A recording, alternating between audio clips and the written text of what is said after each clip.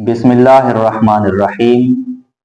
दरबार मुस्तफ़ा है, एक गुलाम हाजिर होकर अर्ज करता है, या रसूल अल्लाह, अल्लाह के प्यारे महबूब, आपके पास आपकी दो जो चादरें हैं, इन दो चादरों में से एक चादर मुझे अता फरमा दें।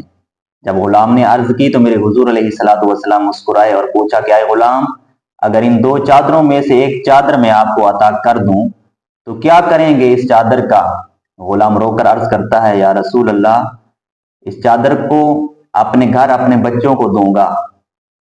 जब मैं इस जहान से रहलत फरमा जाऊं तो उनको वसीयत कर दूंगा कि ये चादर मुझे कफन में दे देना।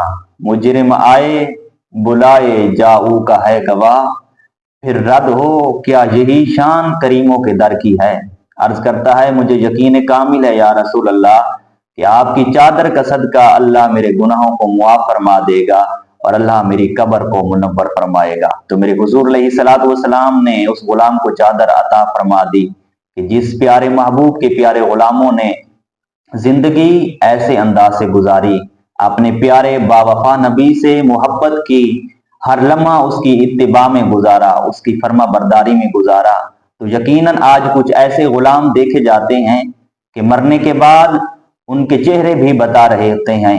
काफी दोस्त अहबाब इस वजह से भी आते हैं कि नमाज जनाजा पढ़ने के बाद हम अपने प्यारे दोस्त का, हुजूर के गुलाम का चेहरा देखेंगे कि आखिरी दीदार है और हुजूर के गुलाम का चेहरा कैसा लग रहा है। अगरचे हम गुनाहगार हैं लेकिन मरने के बाद हुजूर के गुलामों के चेहरे बताते हैं कि वाकई ही इन आदमियों ने, हुजूर के इन गुलामों ने अपनी सारी जिंदगी हुजूर की फर्मा बरदारी में गुजारी। लोग चेहरा देखकर सदाएं लगा रहे हैं सुबहान अल्लाह की कि आए मालिक, कैसा प्यारा लग रहा है हमारे दोस्त का चेहरा।